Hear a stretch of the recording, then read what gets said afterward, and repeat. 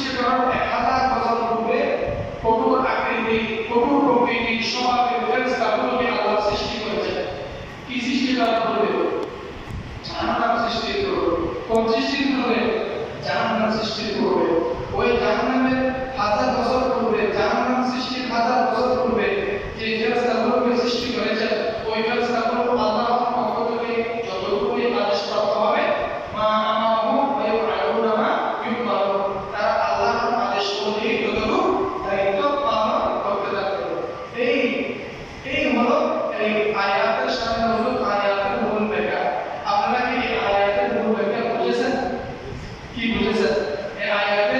বিসমিল্লাহির রহমানির রহিম, ইয়া আইয়ুহাল্লাযীনা আমানু কু আনফুসাকুম ওয়া আহলিকুম নারা ওয়া কুদুহা আন-নাসু ওয়াল হিজারা আলাইহা মালাইকাতুন গিলাযুন শিদাদুন লা ইয়াসুনা আল্লাহা মা আমারুহুম ওয়া ইয়াফআলুনা মা ইউমারুন।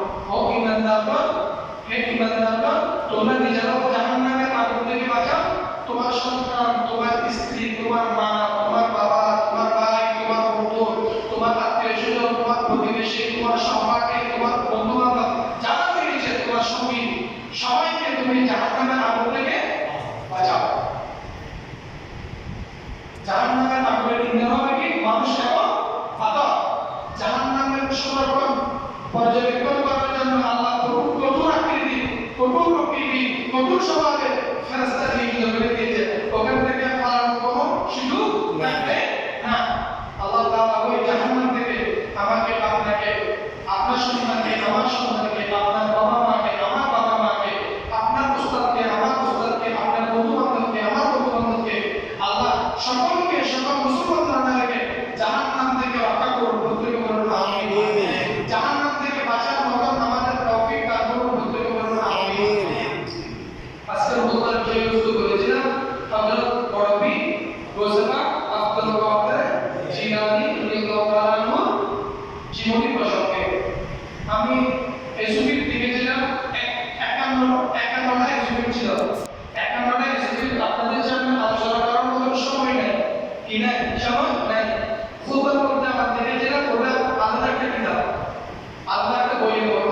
খুতবার করতে দেখতেছি ডক্টর ইসমাইল হুজুর, আজকে আমি যে খুতবা আপনাদের সামনে তেলাওয়াত করব, হযরত গৌসুল আজম আব্দুল কাদের বড়বী আব্দুল কাদের জিলানী প্রসঙ্গে অত্যন্ত গুরুত্বপূর্ণ বেঁচে বেঁচে কিছু কথা এনেছেন। আমি সেই বিষয়গুলো আপনাদের